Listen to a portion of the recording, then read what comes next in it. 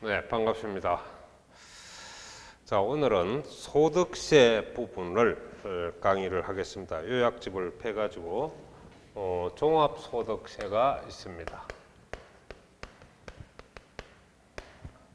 자, 종합소득세인데 일반적으로 우리가 소득세 하면은 종합소득세를 말하고 현재 소득이라는 것은 항상 개인별 소득, 부부지간도 개인별 소득에 한해서 각각으로 소득세, 납세 의무를 집니다. 그래서 대부분 이 소득의 납세 의무라는 것은 바로 사업자도 관계없고 비사업자도 관계가 없습니다. 그래서 이거 관계없이 여러분이 사업자라고 해서 종합소득세를 내는 게 아니고 우리 대한민국 국민은 누구나 다 사업자든 비사업자든 소득이 있으면 바로 소득세, 납세 의무가 있다는 거, 세금을 내야 됩니다.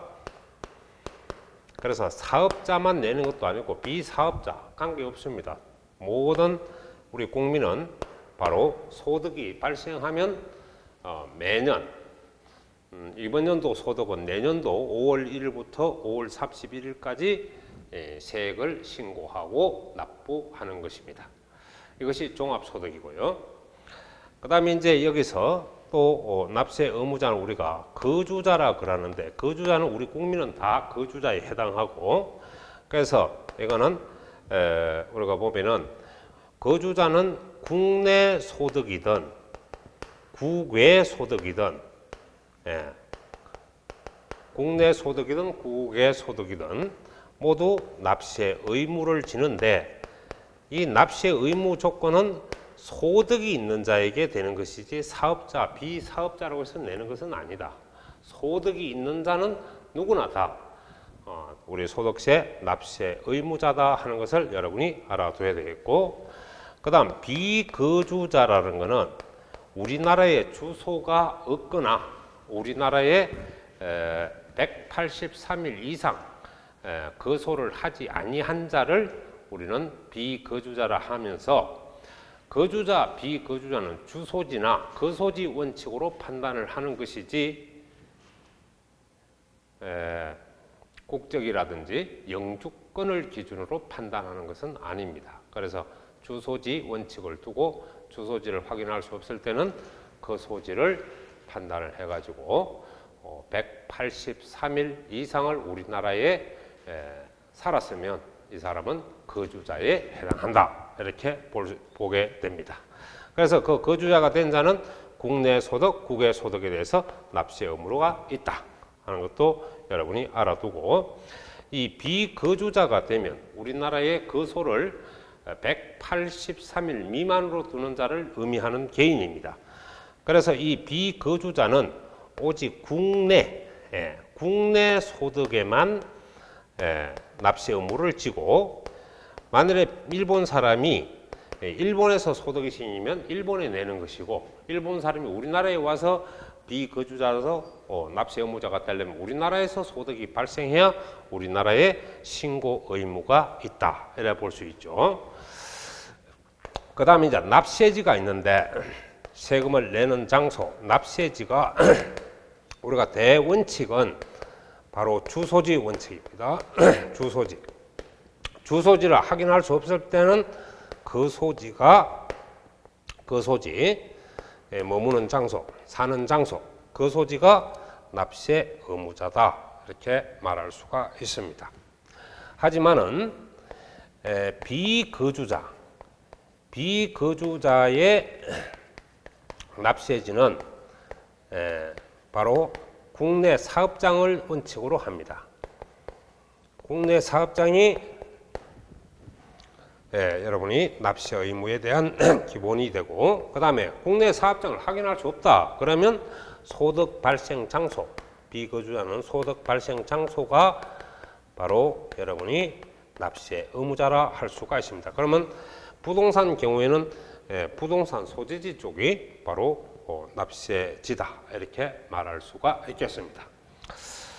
그 다음에 이 소득의 구성을 보면은 우리는 어디까지 이렇게 볼 수 있냐 하니까 바로 종합소득이 있죠. 종합소득. 그 다음에 여러분이 직장에서 퇴직을 할 때 퇴직금을 받아가면 그 퇴직금에 대해서 과세하는 퇴직소득이 있습니다. 그 다음에 우리 개인이 우발적이고 비반복적으로 발생하는 유상 이전에 대한 소득, 즉 양도소득으로 구분이 됩니다. 그래서 소득은 기본적으로 종합소득, 퇴직소득, 양도소득으로 구분해서 과세합니다. 구분과세. 구분한다. 이렇게 합산하는 게 아니죠. 종합은 종합대로, 퇴직은 퇴직대로, 양도는 양도대로 과세를 합니다. 그래서 이 구분과세를 우리 소득세법에서 무슨 표현을 하느냐 하니까 분류과세다.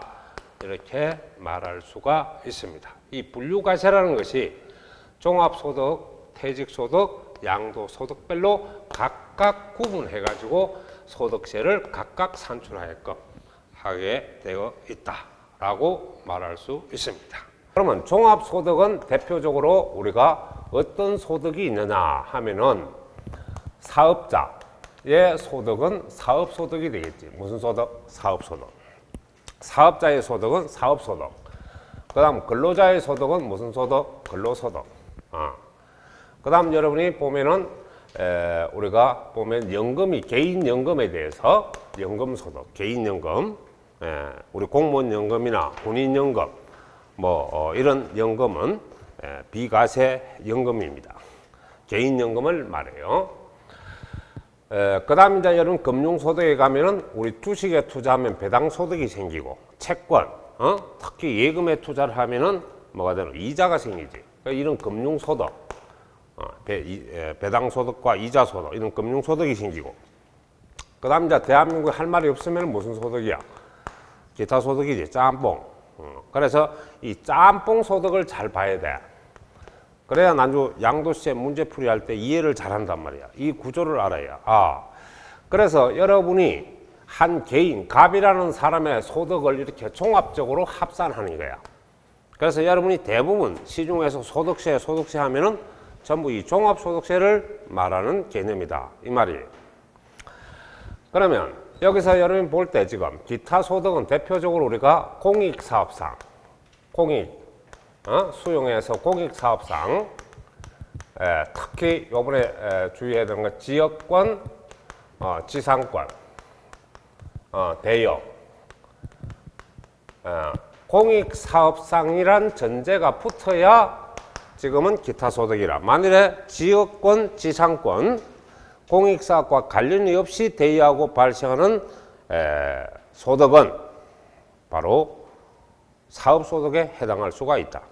그래서 반드시 지역권과 지상권의 대여는 공익사업과 관련이 돼야 기타 소득으로 구분한다.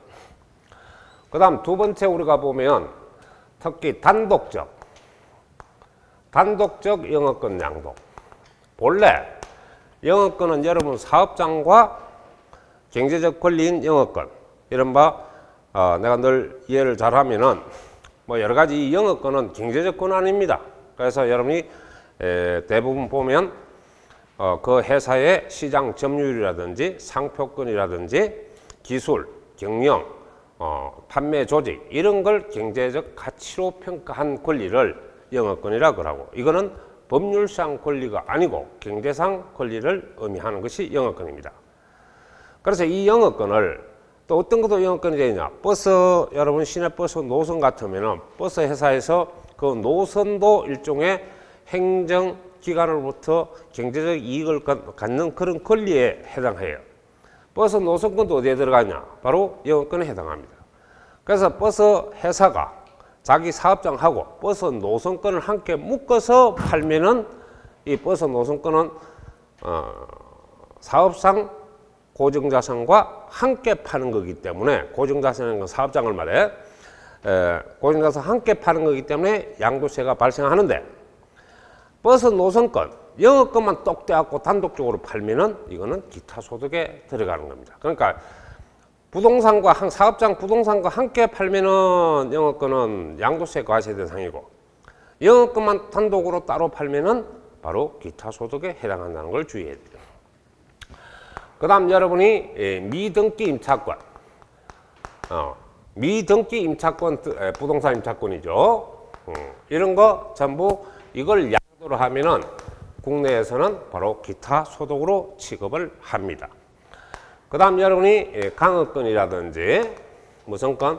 강업권, 어권, 이런 걸 여러분이 양도할 때 바로 기타 소득에 해당합니다. 여기서 발생하는 소득을 다 말해요.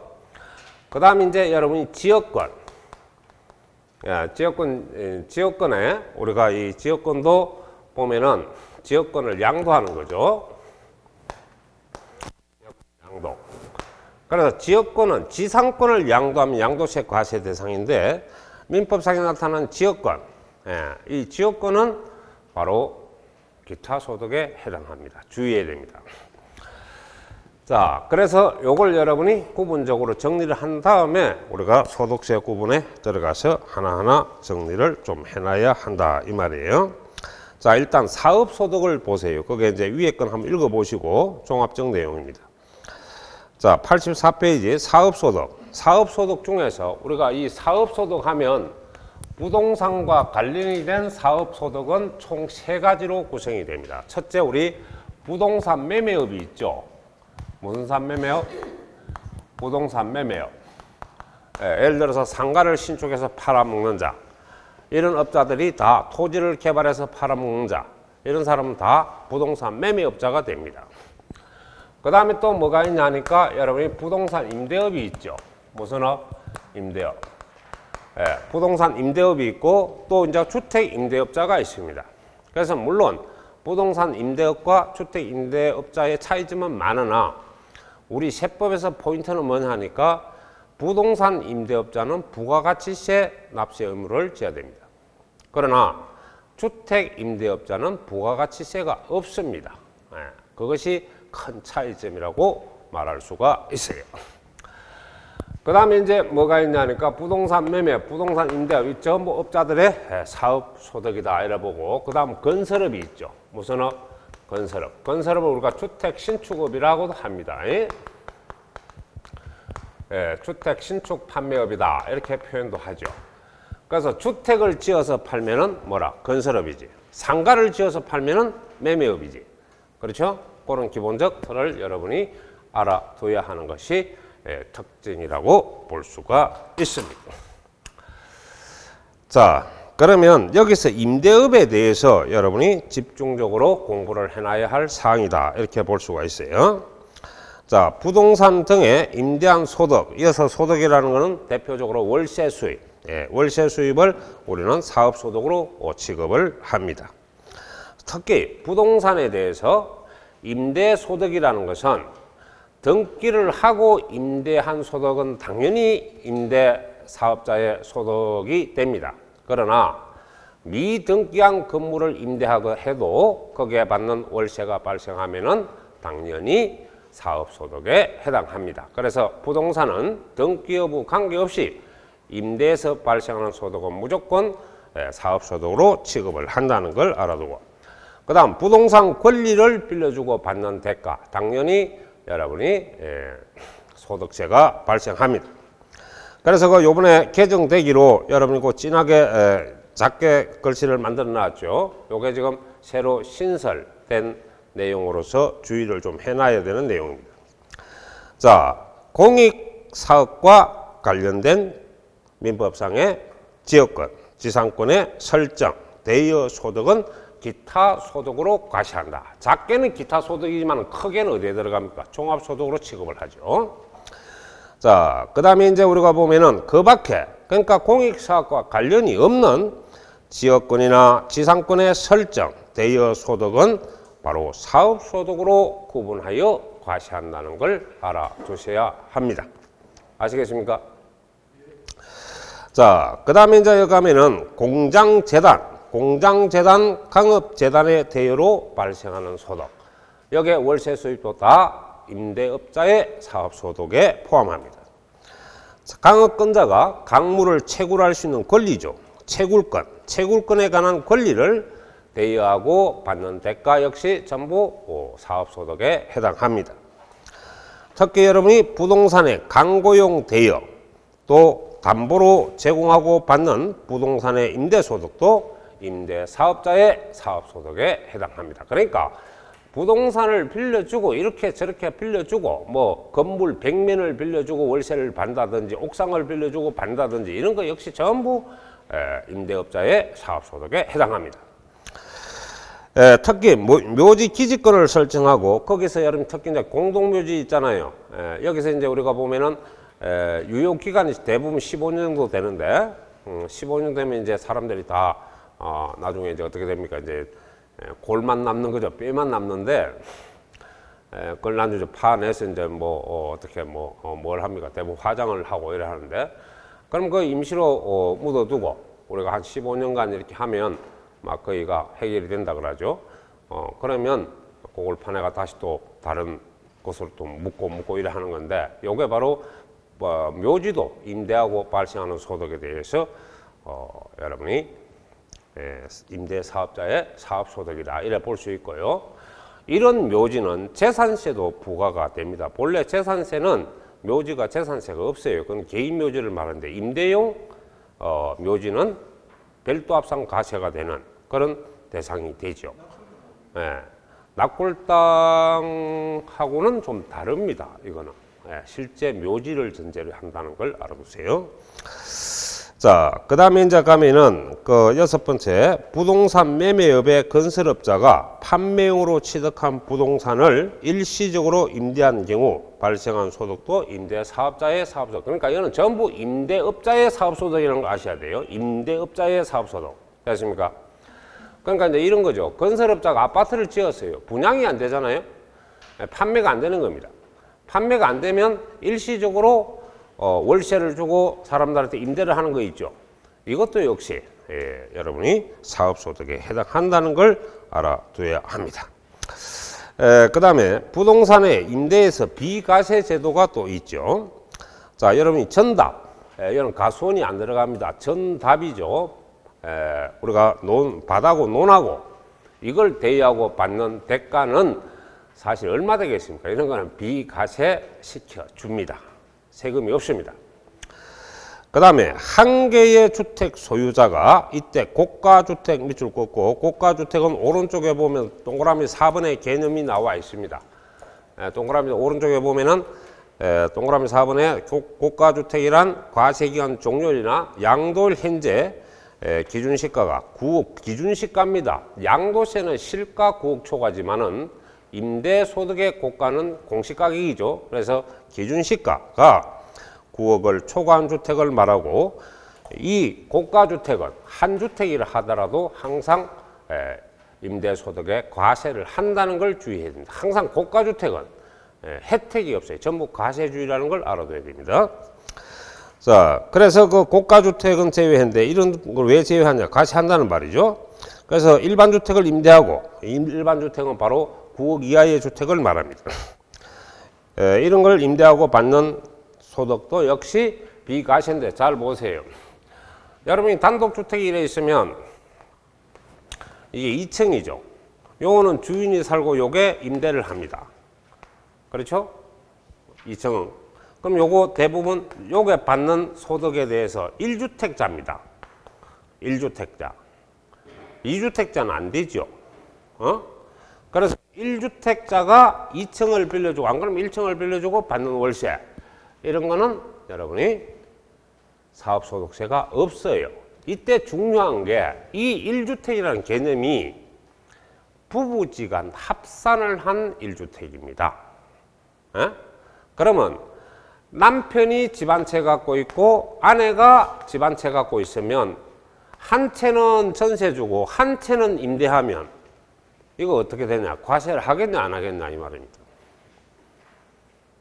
남편은 집 한 채 전세 주고 지거 아내는 임대 주고 월세 받고 그러면 이거는 과세하겠어 안 하겠어요?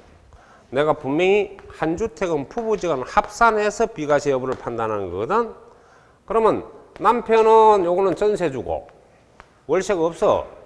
요거는 월세 받고 임대를 해. 근데 부부지간 합산하니까 두 주택 아이가. 그럼 이런 건 무조건 과세를 하는 거예요. 그러니까 집 한 채 가진 소유자가 2층이나 1층을 빌려주고 받는 대가.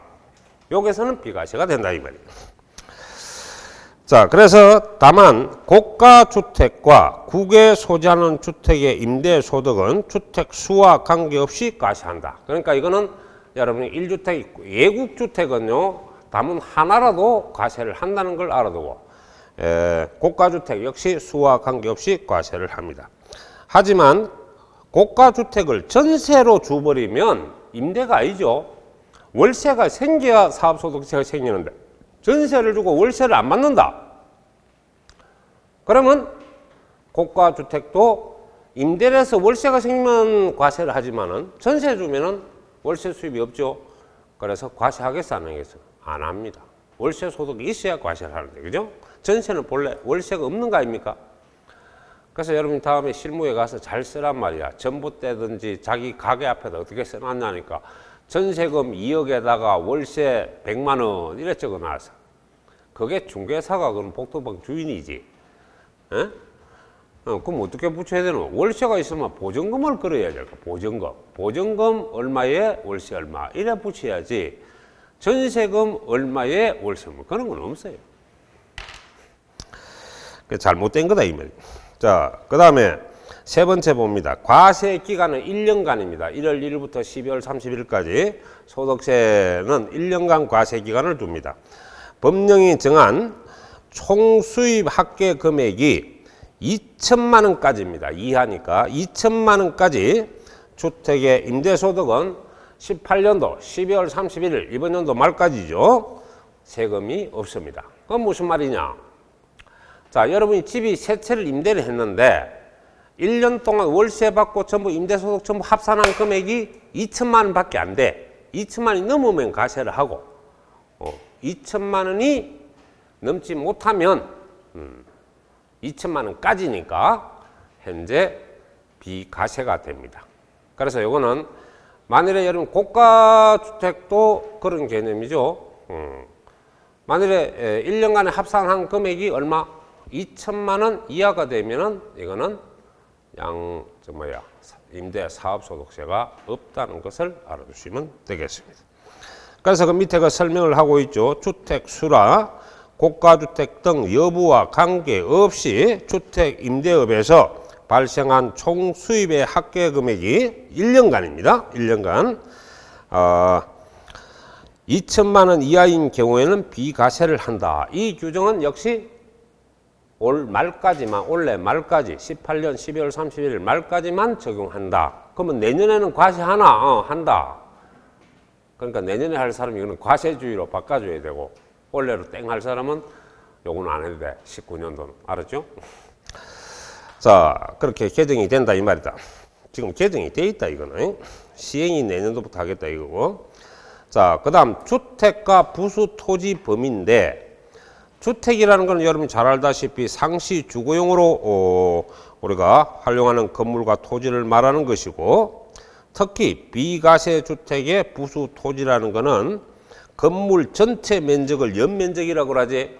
공포에서 말하는 연면적과 같지. 지하실 이런 건 빼고 말이야.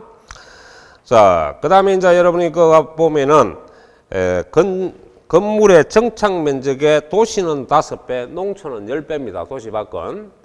자, 이 면적 중에서 그러면 연면적이 300이고 연면적이 얼마? 건물 연면적, 전체 면적이지? 이게 300제곱미터고 지금 부수토지 이걸 우리는 기본 부수토지라 그래. 기본 부수토지가 정착, 건물 정착 면적, 바닥 면적이지? 바닥 면적의 5배를 해가지고 이게 250제곱미터다. 그러면 어느 걸 비과세하겠냐? 넓은 면적을 비과세하겠다. 뭐라고? 넓은. 그러니까 이걸 임대주택 비과세라. 임대주택 비과세에서는 이때는 넓은 면적을 비과세한다. 그럼 이 면적을 비과세하나 아니면 작은 면적을 비과세하나? 요거는 여러분이 넓은 면적, 큰 면적을 말해. 큰 면적을, 바로 넓은 면적을 비과세한다. 부수 토지에 대해서. 아시겠습니까? 그래서 요거는 옆에다 하나 적어 놓으세요. 양도세는 작은 면적을 비과세한다. 나중에 문제풀이 할 때 양도세 이런 계산 문제가 있습니다. 그래서 양도세는 옆에다 하나 적어놔 참고표하고 헷갈리면 안 됩니다. 임대주택 비과세는 넓은 면적을 비과세한다 했지? 자, 양도소득세는 작은 면적을 비과세한다라고 적어놔야 됩니다. 이거는 임대소득이고 임대소득 구분을 할 줄 알아야 돼. 양도는 우리가 실제 팔아서 발생하는 양도소득세에서 나타나는 비과세주의입니다. 자, 그 다음 임대주택 수의 비과세 여부를 지금 판단을 하는데 특히 다가구 주택은 원칙적으로 주택 하나를 봅니다. 단독주택 하나를 보죠. 그런데 이게 구분 등기가 되면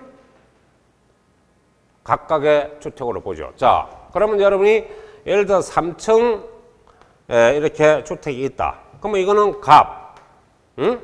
이게 을, 이게 병, 병 주택이 이래 있다. 그러면 갑, 을, 병 전부 구분됐으면 이 집은 몇 채고? 세 채가 되는 기라. 근데 본래 구분 등기가 안 되면 하나라, 한 채. 아시겠어요? 자, 그 다음에 이제 공동 소유 임대주택의 지분이 큰 자의 주택으로 계산한다. 만일에 이 임대를 했는데, 주택을 임대를 했는데, 이게 공유라, 공유. 갑과 을이 있어. 공유를 했는데, 이 지분이, 이 사람은 이 집에 대해서 60% 지분을 지고 있고, 을은 40% 지분을 지고 있다면, 지분이 큰 자의 주택수에 들어갑니다. 그러면 갑주택으로 보는 거죠. 누구의 주택으로 본다? 갑의 주택으로 봅니다. 그런데 옆에 하나 적어 놓으세요. 자, 요거는 임대주택입니다.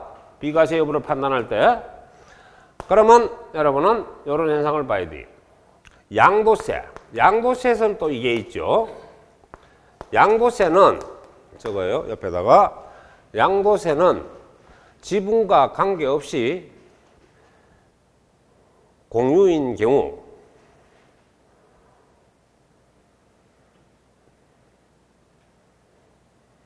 각각 주택 소유로 본다. 자, 그거 구분 잘 하세요. 나중에 헷갈립니다. 공부를 잘 못하면. 자, 한 번 더 강조합니다.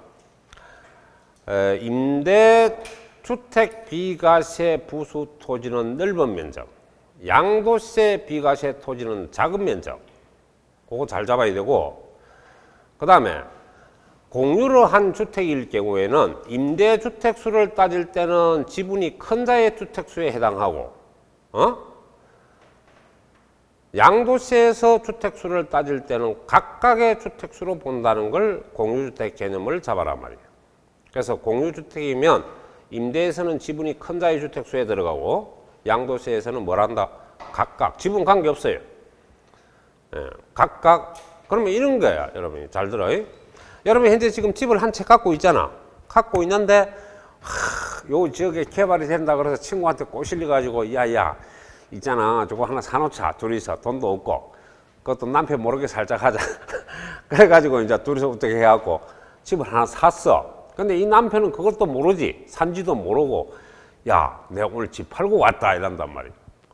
그 자기는 남편은 뭐예요? 집 아내가 하나 공유하고 있는 줄 모르죠. 그리고 여러분이 집을 팔았다. 그럼 여러분 졸지에 몇 주택자냐? 공유주택 하나 그 주택수에 들어가요. 남편이 지금 살던 집 팔은 거 이거 주택수에 들어가요. 2주택자입니다. 2주택자. 그럼 이 집에 대해서는 살던 집을 팔면 과세를 하는 거예요. 양도세가 얻어맞습니다. 남편은 비과세한다고 자기 딴에는 그것도 모르고 팔았다가 나중에 세금을 얻어맞는 형태가 나타나죠. 몰랐을 때는. 안 그렇습니까? 그래서 막 밥그릇이 왔다 갔다 하는 현상도 없잖아 있더라 하는 것도 내가 실무에서 많이 봤습니다. 자, 그래 그런 걸 여러분 생각을 좀 해주시고, 자, 그 다음에 그런데 잘 봐. 소득세는 기본 원칙이 항상 개인별, 부부도 개인별이라, 소득도 개인별이지. 소득세는 무조건 부부지간은 무조건 개인별이야. 그런데 유일하게 합산하는 게 임대주택 1주택을 판단할 때만 합산을 하는 기라. 요걸 주의해라 말이야. 그래서 좀 다르니까 시험에서 잘 나오겠지, 이것이. 그러니까 우리가 임대주택 비과세 1주택이라 하면 부부지간 합산을 해가지고 부부지간이다. 부부지간 합산을 해서 1주택일 때 비과세가 되는 거야. 각각 주택 하나씩 가 있으면 과세를 하는 거야. 아시겠습니까? 자, 그리고 여러분 알아두고, 그 다음에 이제 간주임대, 주택에 간주임대료가 있지. 간주임대료는 옆에 하나 적어놔라. 물론 뭐 여러 가지 계산 방식이 있는데 개념을 쉽게 잡으려면 여러분이 전세금이나 보증금에 대한 운용 수익을 의미합니다. 운용 수익을 의미해요. 그걸 운용을 해가지고 발생하는 소득을 임대료로 간주한다. 간주임대료입니다. 자, 전세금이나 보증금에 대한 무슨 수익? 운용 수익이다. 떡을 만지면 뭐가 떨어져요? 콩고물이 떨어지죠. 돈을 만지면 이자가 떨어지기 마련입니다. 또 수수료가 떨어지기 마련입니다. 그렇죠? 그래서 그런 개념으로 생각하는데, 이거는 여러분이 옆에 또 하나 적어 놓으세요. 상가 간주 임대료는 무조건 과세. 요래 적어 놓으세요. 상가 간주 임대료는 무조건 과세.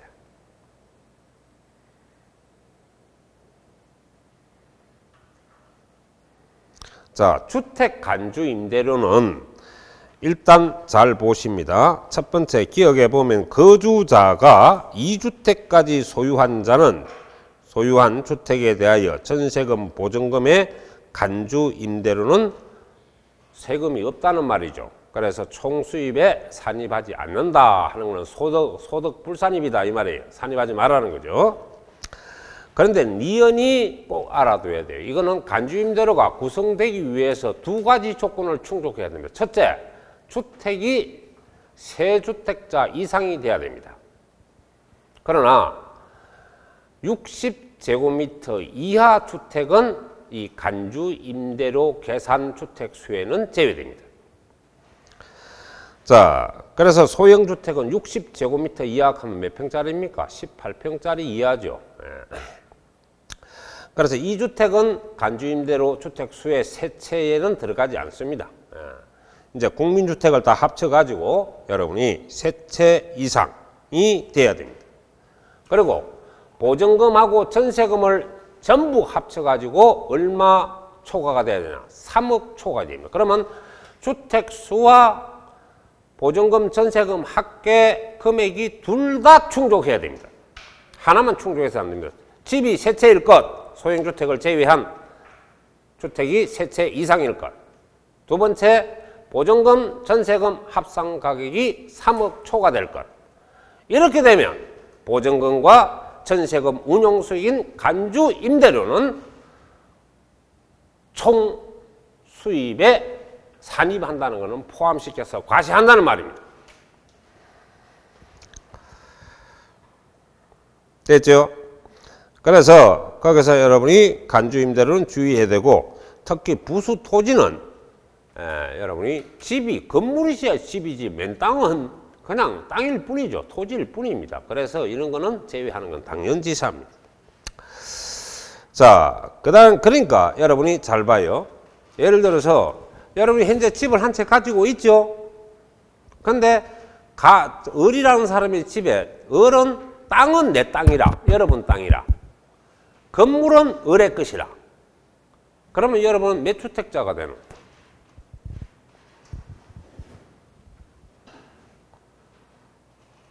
몇 주택자가 돼?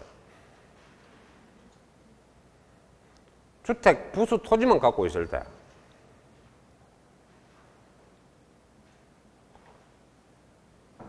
요때는 부수 토지는 안 들어오지. 임대주택 수 계산할 때는. 아시겠습니까? 네. 그 말이에요. 그러니까 그래서 부수 토지만은 임대한 것은 제외. 이 말은 부수 토지가 있는 임대는 주택 수에 안 들어간다. 그냥 땅일 뿐이다. 이 말입니다. 자, 그 다음에 이제 여러분 간주임대로 계산하는 방식이 거기에 나와 있죠. 그래서 한번 구해볼까요, 우리가? 자, 3억 초과금이 아니고 여러분이 지금 국민주택을 포함해서 85제곱미터 되는 국민주택 두 채하고 또 한 40평짜리 집이 두 채하고 그럼 총 몇 채가 되노? 네 채야 이거지? 네 채하고 그걸 합산해 가지고 하니까 그 계산 한번 해봐. 3억 초과금인데 그러면 그 네 채를 다 합산해 갖고 전세금 보증금 합산해 갖고 4억으로 계산해 보자. 4억 끝하면 3억이 넘어야 된다 했잖아. 넘은 부분에 가세라거든. 그러면 4억에서 3억을 빼. 그러면 3억 초과금이 얼마 있노? 1억이제. 임의로 가면 적어봐. 1억. 자, 여기다가 60%를 곱해. 그럼 6천만 아이가. 6천만에다가 이자율이 예를 들어서 이거는 정기 예금 이자율을 적용하는데 이게 여러분이 막 예를 들어서 10%로 계산해 보자. 계산하기 편하게. 연 10%. 자, 그러면 계산을 해봐. 그럼 1억에 60% 6천만 아이가. 6천만 원에 10% 계산은 얼마라? 6천만 원에 10%가 되나? 600 아이가 600. 그 600만 원에 거기서 이제 임대에 대한 수입이자나 할인료, 배당, 수입 이런 게 예를 들어서 한 300이 있다. 그럼 600에서 그 300을 빼. 그러면 300이 임대료로 간주한다 이래서 간주임대료라. 임대료로 간주한다 이래서 뭐라고? 간주임대료. 알겠습니까? 근데 여기서 빼는 요소를 잘 보세요. 간주임대료 계산할 때 여기서 수입이자 할인료라든지 배당금 수익은 빼는데 유가증권 처분이익은 안 나오죠. 안 나오죠. 작년에 출제가 될 때 이 계산 문제를 물으면서 여기서 간주임대로 계산을 할 때 공제하는 금액이 수입이자와 할인료, 배당금 수익 및 유가증권 처분이익을 공제한 금액으로 한다. 이래 나왔어. 그럼 유가증권 처분이익은 간주임대로 계산할 때 빼서는 안 되는 대상입니다. 그래서 틀린 그런 내용이 있다는 것도 참작을 해줍니다. 자, 부동산 임대업자는 중요한 게 부가가치세 납세 의무자가 된다는 것을 알아야 됩니다. 그러나 주택 임대 사업자는 부가가치세 납세 의무가 없습니다. 자, 그래서 부동산 임대업의 사업소득의 총 수입에게는 월세 수입인 임대료, 방금 우리가 보증금, 그 다음에 전세금을 운용해서 발생하는 수익, 간주임대료, 그 다음 관리비 수입인데 이 관리비 수입이라는 거는 여러분이 청소비, 난방비, 또 전기료, 뭐 가스료 이런 거 다 납부하고 남은 돈이죠. 네, 이게 관리비 수입입니다. 그 다음에 여러분이 또 제 손실을 입어가지고 보상을 받았다. 보험회사로부터 보상을 받는데 시가가 5억짜리를 갖다가 6억에 받았다. 그러면 얼마나 덕을 받습니까? 1억 덕 받죠? 그게 바로 보험 차익이 됩니다. 이런 소득은 전부 임대 사업자의 총 수입에 합산하는 이른바 소득 금액에 들어간다는 것도 알아둡시다. 이거 외입니다. 다름지는 없습니다. 자, 넘어가시고. 그 다음 부동산 임대업의 총 수입 시기는 바로 직업기일을 정했을 때는 정한 날로 그대로 가면 되죠. 계약상 정해지면 정한 날로 보고 간섭적으로 정해지면 정해진 날입니다. 정해지면 정해진 날인데 문제는 정해지지 아니한 경우죠. 그러면 실제로 받는 날이 월세 수입 시기고 여러분이 임대 소득의 수입 시기라는 걸 알아야 됩니다. 직업기일이 정하지 아니한 경우에는 뭐라? 직업을 받는 날이 되는 것이죠. 그리고 만일에 이 부동산 쟁송 문제, 소송 문제가 발생했을 경우에는 그것이 판결이 되거나 화해를 받게 되면 판결된 날이라든지 화해된 날을 실제적 수입 시기로 봅니다. 받는 시기로 본다 이 말이에요. 월세 받는 시기. 자, 그 다음 임대업에 대해서 여러분이 사업소득 결손금 이게 시험에 아주 잘 나옵니다. 그래서 꼭 좀 기억을 해 두셔야 되는데 결손금이 뭐예요? 속된 말로 꿰먹은 돈, 마이너스 돈이죠. 예를 들어서 여러분이 월세 수입이 1년에 1,000만 원이 발생한데 거기에다가 여러 가지 경비 지출액이 2천만 원이라고 하면은 1,000만 원 받아가지고 2천만 원 써버리면 마이너스 되지. 마이너스 1,000만 원 나오잖아. 그것을 우리는 결손금이라고 그래. 무슨 금? 결손금. 실무에 가면 깨진 돈이라 그래, 깨진 돈. 알겠어요? 자, 그래서 부동산 임대업에서 발생한 결손금은 다음 연도로 이월하여 다음 연도 임대소득에서 공제가 되고, 그리고 또 돈이 결손금이 너무 많아가지고 마이너스가 또 남으면은 또 2월에서 이렇게 계속 공제를 할 수 있는데 2월 공제 기간은 10년간 계속 2월 공제가 가능합니다. 무슨 말인지 알겠어요? 그래서 임대사업자의 결손금은 다음 연도 2월에서 다음 연도 임대소득에서 공제를 하는 거죠. 그리고 돈이 남아야 세금이 있는 겁니다. 돈이 부족하면 계속 남은 돈은 다음 연도 또 2월하고 또 2월에서 계속 공제해서 빼먹는 돈이 된다 이 말이에요. 자, 그리고 그걸 잘 정리해 놓고 그 다음에 2번에 봐. 2번에는 부동산 임대소득 결손금은 다음 연도 임대소득에서 공제한다 했나 종합소득에서 공제한다 했나? 다음 연도 임대소득에서 공제하지 종합소득 부분에서는 공제하지 않습니다. 물론 임대사업소득은 종합소득에 들어가기는 하는데 이거는 부분적으로 공제를 해야지 전체 금액에서는 공제할 수 없다는 거예요. 종합소득, 이게 전체 종합소득 아닙니까? 임대사업소득에서만 공제가 되는 거지. 에? 이거 전체 금액에서는 공제하지 말라는 거죠. 부분적 공제는 되는데 종합소득 가세표준 계산할 때는 결손금을 공제해서는 안 된다는 걸 꼭 알아두셔야 됩니다. 그래서 하지만 부동산 임대업에서 발생한 2월 결손금은 부동산 임대업자의 사업소득에서 공제하는 거죠. 사업소득에서 공제, 요 사업소득 이 전체 금액에서는 공제가 안 된다. 그러나 부분적으로는 공제된다 안 된다. 여기서는 다음 연도 2월에서 깨묵은 돈은 공제를 하고 남은 돈만 과세를 하도록 이렇게 하는 거예요. 자, 그 다음에 세 번째 꼭 알아두셔야 됩니다. 자, 주거용 건물 임대업은 우리가 밑줄 쫙 긋고 임대주택 사업자를 말하죠. 임대주택 사업자.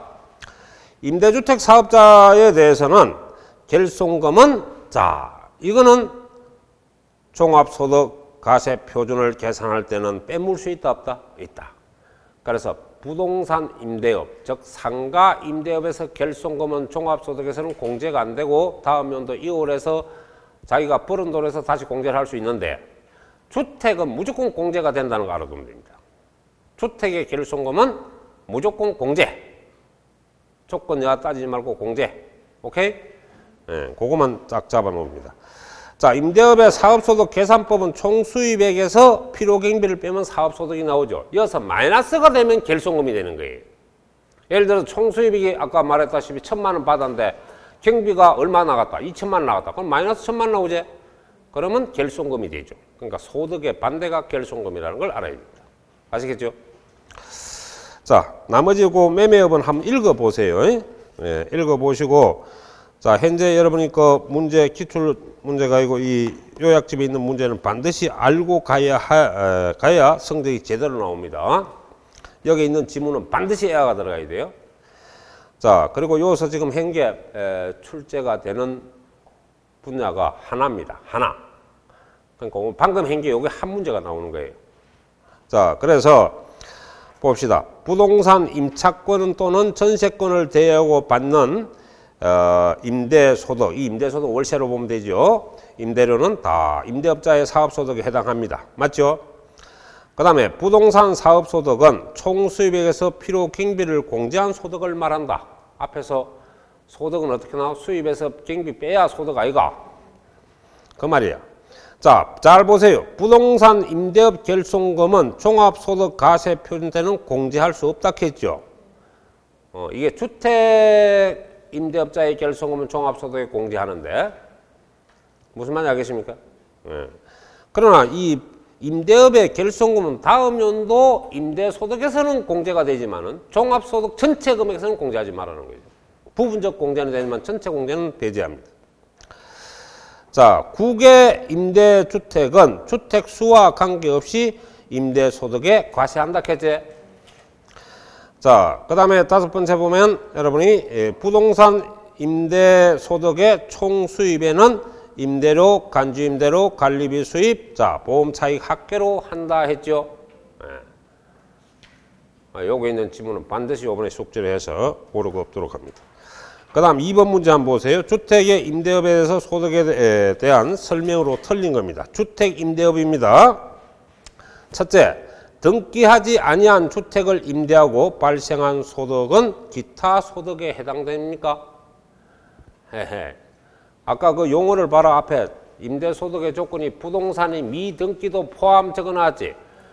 방금 또 설명도 내가 했고, 여러분이 부동산을 취득 등기를 안 하고 임대한 경우 거기서 월세가 생기면 무조건 가세를 하고요.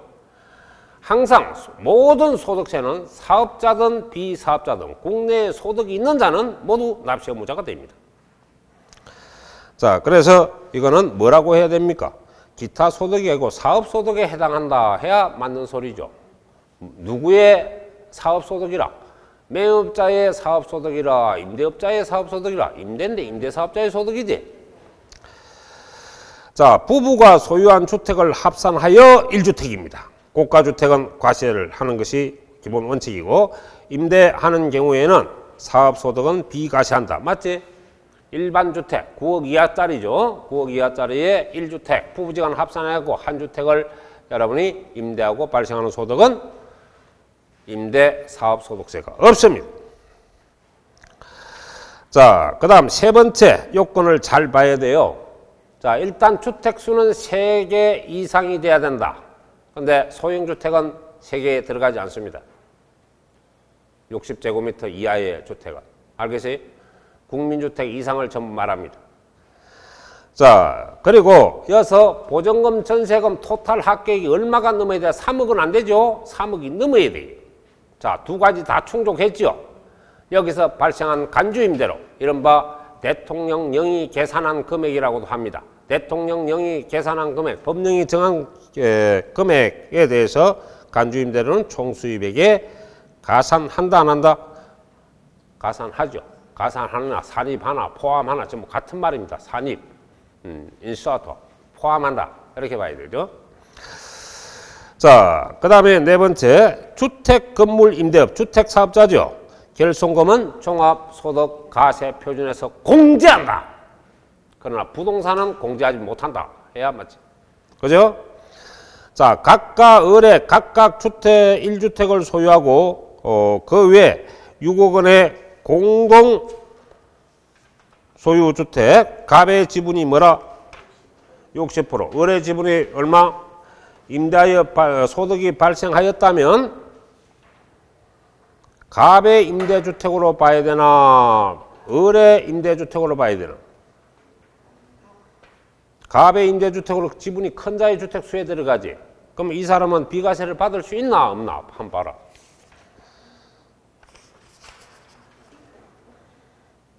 현재 이 사람은 집이 2채네요. 한 채를 갖고 있는 상태에서 공유를 지고 있다 이 말이야. 그렇죠? 그럼 이거는 과세를 하죠. 비과세 받을 수 없습니다. 맞죠? 자, 그렇게 해서 여러분이 요 두 가지 있는 지문은 반드시 숙제를 해놔야 이번에 맞출 수가 있습니다. 아시겠죠? 자, 여기까지 하고 조금 쉬었다 하도록 하겠습니다.